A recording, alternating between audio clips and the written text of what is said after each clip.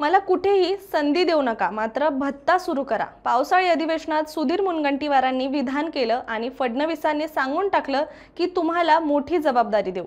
पण मंत्रिमंडळातून बाहेर काढल्यानंतर सुधीर मुनगंटीवारांना नेमकं कुठे जायचंय? पक्ष त्यांचं राजकीय पुनर्वसन कसं करणार आहे? चला जाणून घेऊया.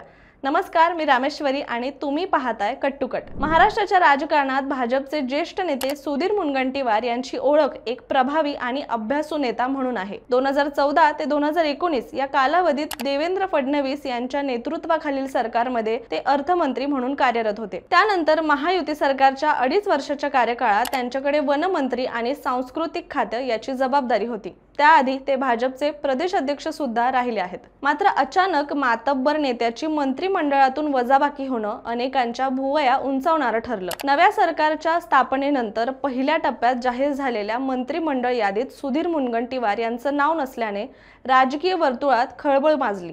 त्यातच नागपूरच्या हिवाळी अधिवेशनात ते अनुपस्थित राहिल्यामुळे त्यांच्या नाराजीच्या चर्चेला अधिकच बळ मिळालं. याआधीही विधानसभेच्या निवडणुकीत चंद्रपूरमधून भाजपमध्ये प्रवेश केलेल्या किशोर जोगरेवार यांच्या विरोधात सुधीर मुनगंटीवार यांनी थेट भूमिका घेतली होती.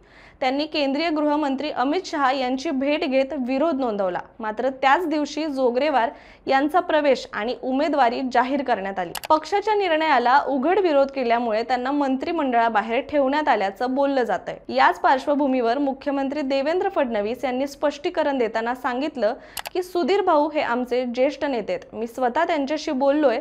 पक्षाने त्यांना विशेष जबाबदारी देण्याचा निर्णय घेतलाय. मंत्रिमंडळात काही जणांना घेतलं नाही कारण त्यांच्यासाठी खास भूमिका ठरवण्यात येत आहेत. दरम्यान वाघनखे नागपूर येथे झालेल्या महत्त्वाच्या कार्यक्रमासाठी मुनगंटीवार यांना आमंत्रण देण्यात आलं.